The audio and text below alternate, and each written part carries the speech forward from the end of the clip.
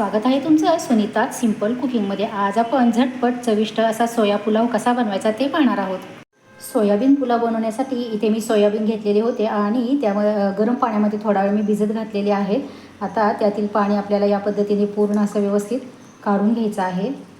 या पद्धतीने पाणी काढून घेऊयात आपण सर्व सोयाबीनमधील सर्व पाणी काढून घेतलेले आहे। आता इकडे गॅसवरती कढई गरम करायला ठेवलेली आहे। त्यामध्ये अगदी थोडंसं आपण तेल घातलेलं आहे। आता यामध्ये अर्धा छोटा चमचा लाल तिखट घालून घ्यायचा आहे। थोडीशी आपल्याला अर्धा छोटा चमचा हळद घालून घ्यायची आहे। धनेपूड अर्धा चमचा घालायचे आहे आणि थोडंसं मीठ देखील आपल्याला यामध्ये घालायचं आहे। अगदी अर्धा चमचा मीठ घातलेलं आहे। आता यामध्ये हे सोयाबीन आहे ते आपण घालून घेऊयात आणि हे सोयाबीन आपल्याला छान असे 1 मिनिटभर मसाल्यांमध्ये फ्राय करून घ्यायचे आहे। इथे आपले सोयाबीन व्यवस्थित असे फ्राय झालेले आहेत। आता आपण एका प्लेटमध्ये ते काढून घ्यायचे आहे। आता त्याच कढईमध्ये मी थोडंसं तेल घालून घेतलेलं आहे आणि साजूक तूप थोडंसं मी घालून घेणार आहे। हे व्यवस्थित गरम झालं की मग तेल आपलं गरम झालेलं आहे। आता त्यामध्ये आपल्याला जिरे घालून घ्यायचे आहेत। गॅस बारीक करायचा आहे। इथे खडे मसाले घेतले आहेत। लवंग, मिरी, दालचिनी, काळी विलायची आणि हिरवी विलायची घेतलेली आहे ती घालून घ्यायची आहे। कढीपत्ता स्वच्छ धुवून बारीक असा कट करून घेतलेला आहे तो घालून घ्यायचा आहे आपल्याला।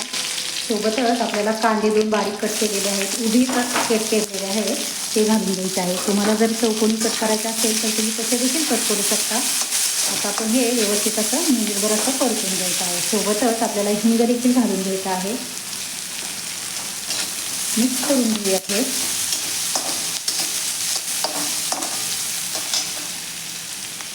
आलं लसूण पेस्ट अगदी ताजीच मी वाटलेली आहे छोट्या खलबत्त्यामध्ये ती घालून घेऊयात। नेहमी ताजं वाटण करून घालायचं म्हणजे टेस्ट खूप छान लागते। हे व्यवस्थित आपण परतून घेऊयात। आता हे व्यवस्थित आपलं परतून झालेलं आहे। आता त्यामध्ये आपल्याला हे टोमॅटो कट करून घेतलेला आहे एक घालून घ्यायचं आहे। ते देखील आपल्याला व्यवस्थित असं मिक्स करून घ्यायचं आहे आणि टोमॅटो आपल्याला छान असं परतून घ्यायचं आहे।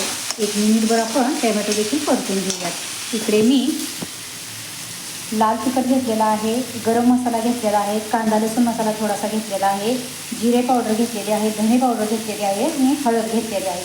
धने पावडर आणि जिरे पावडर हे देखील आपण घरीच बनवलेले आहे, ताजे आणि फ्रेश असे बनवलेले आहे। आता हे सर्व मसाले देखील आपण यामध्ये घालून घेऊया।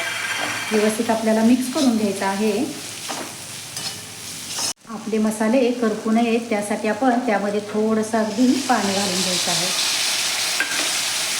आणि छान असे आपण हे आता मस्त मसाले असे आपण भाजून घेऊयात 1 ते 2 मिनिट। व्यवस्थित आपले मसाले परतलेले आहेत, पाहू शकता इथे तुम्ही। आता यामध्ये आपल्याला अगदी थोडंसं 1 चमचाभर मी दही घेतलेलं आहे, मलाईचं दही आहे हे घट्टसर असं 1 ते 1.5 चमचा आपण यामध्ये घालून घेऊयात, ठेवायचं आहे। आणि आता यामध्ये आपल्याला हे आपण फ्राय केलेले सोयाबीन आहेत ते घालून घ्यायचे आहे। ते देखील आपण यामध्ये व्यवस्थित मिक्स करून घेऊयात। हे व्यवस्थित आपण सर्व मसाल्यामध्ये आपल्या कोट करून घ्यायचे आहेत सोयाबीन। इकडे मी बासमती तांदूळ घेतलेला आहे, स्वच्छ धुवून घेतलेला आहे। आता ते तांदूळ देखील आपण यामध्ये घालून घेऊयात। तुम्ही कोणताही बिर्याणी राईस इथे वापरू शकताय। आता हे सर्व साहित्य आपल्याला व्यवस्थित असं मिक्स करून घ्यायचं आहे। चवीपुरतं आपल्याला इथे मीठ देखील घालून घ्यायचं आहे। आपण मीठ अजिबात टाकलेलं नव्हतं कारण पूर्ण पुलावचं मीठ देखील आपण यामध्ये घालून घेऊयात। आता पाणी घालून घ्यायचं आहे।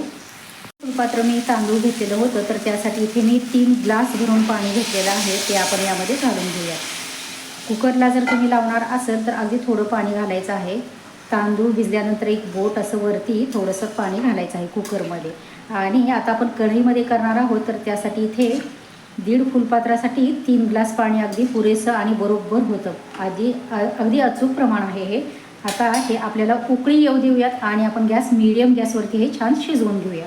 इथे आपला हा सोयाबीन पुलाव बनवून तयार झालेला आहे। झटपट रेसिपी आहे। कधी स्वयंपाक वगैरे बनवण्याचा कंटाळा आला असेल तर नक्कीच ही रेसिपी तुम्ही ट्राय करून बघा। आवडली असेल रेसिपी तर नक्कीच व्हिडिओला लाईक करा, शेअर करा, कमेंट करा। चॅनलवरती नवीन असाल, सबस्क्राईब केले नसेल तर नक्कीच चॅनलला सबस्क्राईब करा व शेजारील बेल आयकॉनही प्रेस करा। धन्यवाद।